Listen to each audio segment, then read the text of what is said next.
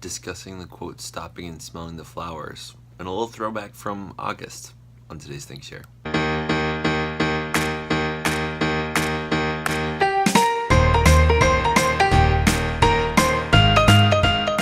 Hello and welcome to the Daily Think Share. My name's Zach. I'm here to bring to you what I've been thinking about, sharing about, talking about, that have been inspiring me, that I wanted to share with you that I don't have time to talk about in math class.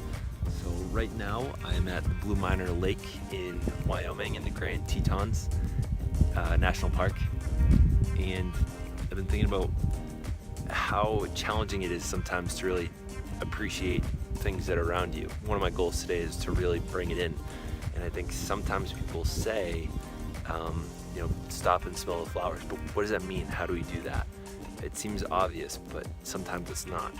So today I'm going to say how I do it. So when I'm stopping to smell the flowers, one of the things I do is I look around and I look for really small details. And I think ahead about maybe a week from now or a month or a year from now, and I think about what small details do I really want to remember from something. So for example, I think it's interesting noticing, if you can see behind me, the snow, it looks like a certain shape. It's like an I, and below it's a U, and it's almost like a J right there. And so taking in that small detail, and then noticing like how many peaks there are up there that have snow on them. Those are some things that I'm noticing, that small details that I want to remember. And then I'm also noticing how much of that is tree behind me. I'm also noticing the slight fear that I have of falling below me. I'm on a little rock ledge, and then I'm noticing like how clear the water is down there, and I'm thinking about how much breeze I'm really feeling on top of me right now, and how warm I am. So I'm thinking about all of the different senses. So that's sight. One of them is like temperature. Like I can feel the breeze. You're probably having a hard time here because of the breeze.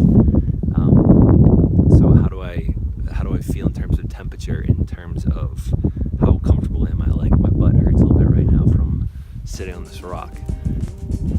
So you get those two senses. You get taste. It's kind of hard to taste, but if you're eating something, if you had to describe it to somebody, what are you tasting? So I could say like my lips are pretty chapped right now, although I do taste a little bit of peppermint because that's the kind of chapstick we had. And my nose is a little bit blocked up from, I'm not sure why. Thinking about my breathing is normal. So we got sight.